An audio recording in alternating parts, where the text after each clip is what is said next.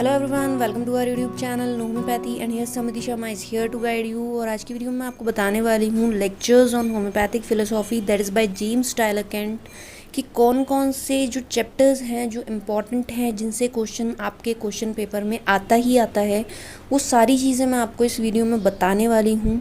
तो इस वीडियो को आप शुरू से लास्ट तक देखिएगा। और अगर आपको ये जानना है कि स्टुअर्ट क्लोज फिलोसॉफी कि कौन कौन से चैप्टर्स इंपॉर्टेंट हैं जिनसे क्वेश्चन पेपर में क्वेश्चन आता है, तो उसका लिंक आपको डिस्क्रिप्शन में मिल जाएगा, वहाँ जाकर आप देख सकते हो।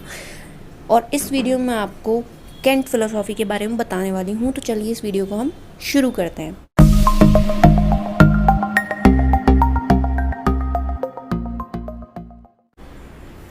तो यहाँ पे आप देख सकते हैं कि चैप्टर नंबर के साथ जो है चैप्टर नेम भी लिखा हुआ है, तो आप अपनी केंट फिलोसॉफी में जाकर देख सकते हो। Chapter third is important what the physician must perceive. Physician को क्या देखना चाहिए, अगर मरीज़ में देख रहा है तो क्या देखना चाहिए, बीमारी में देख रहा है तो क्या देखना चाहिए। ठीक है, अगर मरीज़ में वो देख रहा है तो मरीज़ में उसके जो खुद के सब्जेक्टिव सिम्टम्स हैं वो काफ़ी इंपॉर्टेंट हैं। Then the attendants, what the attendants are saying, उससे भी ज़्यादा जो खुद मरीज़ कह रहा है वो सिम्टम्स इम्पॉर्टेंट हैं। और अगर बीमारी की बात हो तो बीमारी में जो कैरेक्टरिस्टिक सिम्टम्स हैं, कीनोट सिम्टम्स हैं, वो ज़्यादा इंपॉर्टेंट हैं दैन द डायग्नोस्टिक सिम्टम्स और ऑब्जेक्टिव सिम्टम्स। ओके, तो ये चीज़ें आपको जानना ज़रूरी है, फिजिशियन को ये चीज़ें परसीव करना ज़रूरी है। Chapter 4 is a fix principle. Okay, chapter 8 is simple substance, everyone know about the simple substance. Chapter 10 materialism in medicine. Okay, if you want the individual video of these chapters you can ask me. Okay, chapter 18 to 21 is a chronic disease. chronic disease में सोरा, syphilis, साइकोसिस को बता रखा है बहुत अच्छे तरीके से।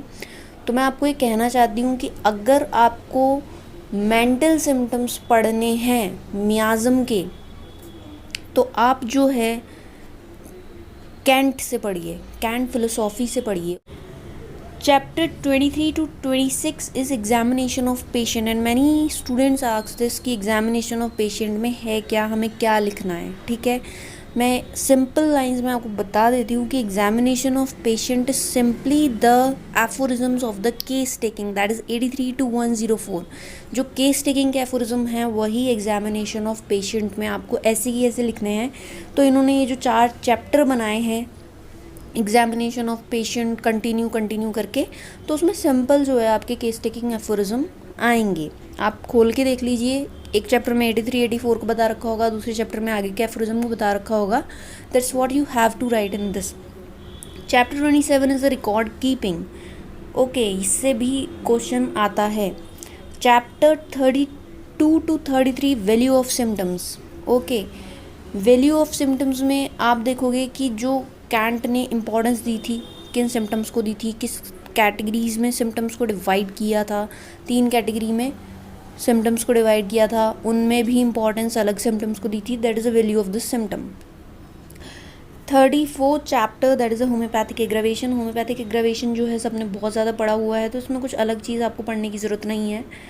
Chapter 35 is prognosis after observing action of remedies. So prognosis after observing action of remedies simply the Kent 12 observation and is a very much important chapter for your examination point of view. इससे question आपके आएगा ही आएगा, या तो आपको individual cantt observation पूछी जाएगी या होल कैंट 12 ऑब्जर्वेशंस पूछी जाएगी, या फिर कैंट 12 ऑब्जर्वेशन के नाम लिखने को पूछे जाएंगे। That's you have to do. Chapter 36 is second prescription, और सेकंड प्रिस्क्रिप्शन जो है वो काफ़ी ज़्यादा इंपॉर्टेंट टॉपिक है। आपको ये 2 टॉपिक तो कहीं भी छोड़कर नहीं जाना है आपकी कैंट फिलोसॉफी से। That is chapter 35 and 36। कभी कभार ऐसा आता है what is second prescription according to doctor Kent and what is second prescription according to other philosophers. Okay, तो सिंपल आपको कुछ भी नहीं करना है, क्योंकि बच्चे बहुत ज़्यादा कंफ्यूज हो जाते हैं कि अब इंडिविजुअल नाम देकर पूछा हुआ है तो हमें क्या लिखना है। आपको अगर इंडिविजुअल नाम देकर भी पूछा हुआ हो तो सेकंड प्रिस्क्रिप्शन ही रहेगा, भले ही वो किसी की भी फिलोसॉफी का हो।